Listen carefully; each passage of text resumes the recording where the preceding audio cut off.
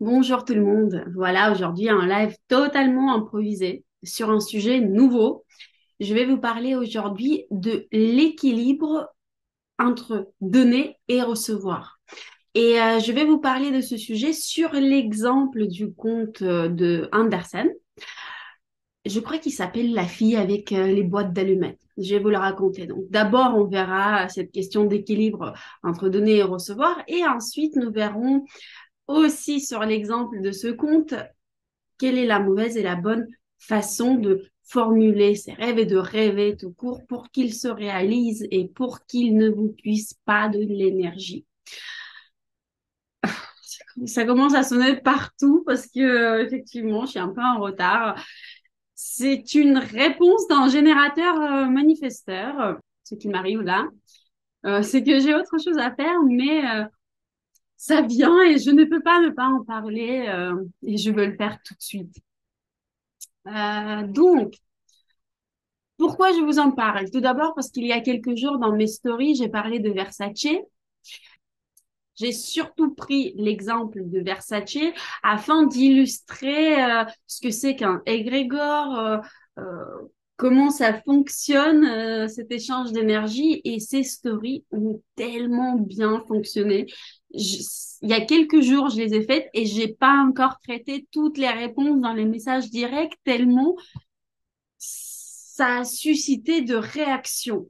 Donc, si vous voulez, vous pouvez encore visionner ces stories. Je les ai enregistrées dans les highlights. Ça veut dire, je crois. La pochette s'appelle Ça veut dire. Je vous mettrai une capture d'écran là dans la vidéo.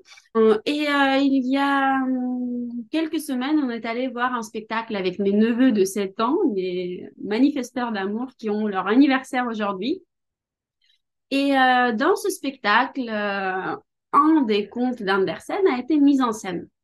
Ce conte-là, La fille avec les boîtes d'allumettes. Ce conte, il a énormément marqué les enfants. Ils ont posé beaucoup de questions et ça m'a fait comprendre un truc et la sagesse de ce conte. Donc, je vous le raconte. Peut-être pas du début, peut-être que la mise en scène ne correspond pas au conte écrit mot pour mot. Je l'ai lu quand j'étais petite, donc je ne m'en souviens pas très très bien. En tout cas, ce qu'on a vu au théâtre, c'est que c'était un soir de Noël. La fille très pauvre, battue chez elle, toute petite, devait gagner sa vie en vendant les boîtes d'allumettes. Et en gros, elle était assise à côté d'une vitrine d'un grand magasin avec ses allumettes. Elle avait très froid, elle était très mal habillée. Elle avait envie d'avoir une famille soudée, d'avoir un bon repas de Noël, ce qui n'était pas du tout son cas.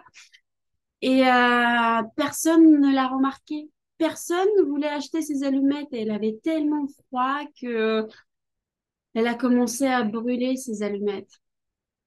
Une par une, elle l'a brûlée. À chaque fois que la flamme de l'allumette s'allumait, elle commençait à rêver d'une vie meilleure, d'un bon repas, d'une famille qui l'aime, etc. Et plus elle allumait d'allumettes, moins il lui en restait. Elle a allumé sa dernière allumette, elle a vu sa grand-mère aimante, etc. Cette allumette s'est éteinte et la fille est morte de froid.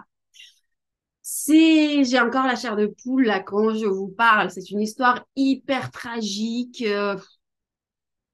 C'est une histoire dont les adultes, nous, on n'a pas l'habitude puisque on a ce terme d'euphémisme qui est apparu dans notre vie où on arrondit tous les angles pour donner quelque chose de bien convenable à cette bonne société qui nous conditionne tant, tandis que les enfants ont encore cette approche brute avec la sagesse de notre monde à travers les contes. Et donc, qu'est-ce qui est montré ici? La fille qui vend des allumettes, c'est un symbole d'une personne qui procure de la chaleur. C'est une personne qui donne. Mais le problème de la fille, c'est qu'elle ne reçoit pas. Donc là, l'équilibre du donner et du recevoir est complètement anéanti. Et là, j'ai envie vous parlez à vous, toutes les mères qui s'épuisent pour leurs enfants, pour leur procurer une meilleure vie et qui entrent après le boulot le soir totalement épuisées et qui n'ont plus de force ni pour câliner son mari, ni pour câliner ses enfants, qui n'ont plus de patience, puisque la patience demande les forces et l'énergie également, puisqu'elles donnent, elles donnent, elles donnent et elles ne se remplissent pas en retour ou très peu. Et donc, forcément, à force de donner, on s'épuise. Et l'exemple que j'adore et que je donnais dans mes masterclass pas mal de fois, c'est l'exemple de masque à oxygène.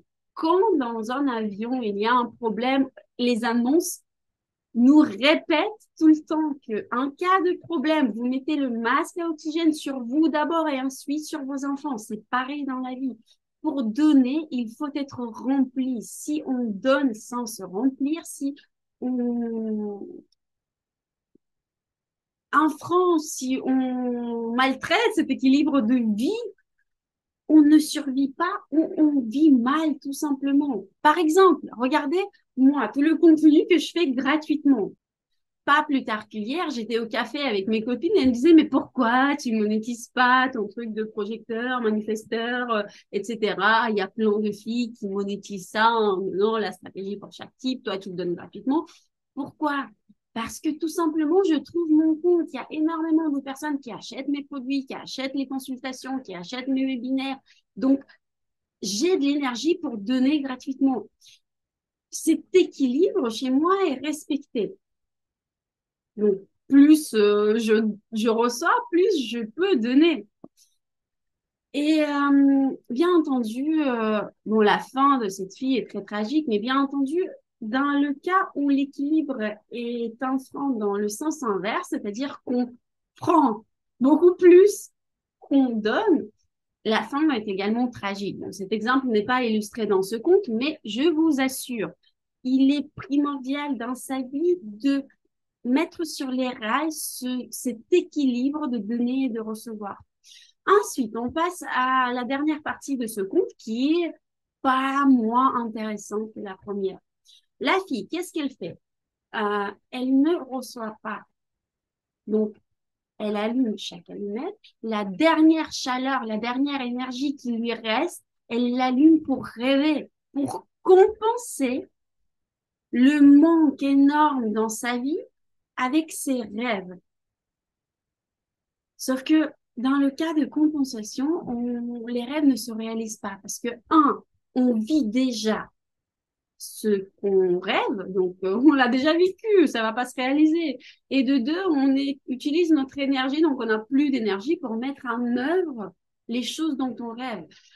La manière saine de faire des rêves pour qu'ils se réalisent, c'est de, bien entendu, bah, les écrire ou les nommer dans la tête, travailler sur ses peurs, sur ses croyances limitantes afin de changer pour que celui-ci, ce dont on rêve bien dans notre vie, puis ensuite travailler sur le surobjectif afin de pouvoir lâcher prise sur de l'importance de la réalisation de ce rêve dans notre vie. Ensuite, faut quand même agir un peu, faut faire quelques pas vers son rêve et il faut ensuite le lâcher. Ne pas passer les journées à compenser, à rêver ce dont on veut voir se réaliser dans notre vie. Ce processus de compensation en psychologie, bon, je vais pas rentrer dans les détails parce que vraiment là, c'est un live comète, un live rapide. Donc, lisez sur Google si vous voulez, il y a pas mal d'articles sur la compensation. Donc là, la fille, ce qu'elle fait, les dernières forces, la dernière chaleur qui est illustrée par des allumettes, elle les utilise dans la rêverie. Et donc, elle meurt sans énergie puisqu'elle ne sait pas recevoir. Probablement, dans son enfance, on ne l'a pas apprise. Elle compense son malheur par son imaginaire. Et, et voilà, tout simplement. Dites-moi si cette histoire vous a aussi marqué que moi. Si ce live vous a été utile, pensez à mettre un like. Là, je suis sortie vous voir sans aucune préparation, juste sur le drive de mon énergie de générateur manifesteur. Donc, mettez un like pour mon français, parce que d'habitude, je rédige avant mes textes pour ne pas faire trop d'erreurs, puisque je ne suis pas française d'origine. Et mettez un like, abonnez-vous. Je pense que la semaine prochaine, on va voir un autre profil. Je ne sais pas encore lequel. J'ai pas encore décidé. Je vous embrasse tous. Passez une bonne fin de semaine. Merci pour vos likes. Merci pour votre confiance dans mes produits et à très bientôt.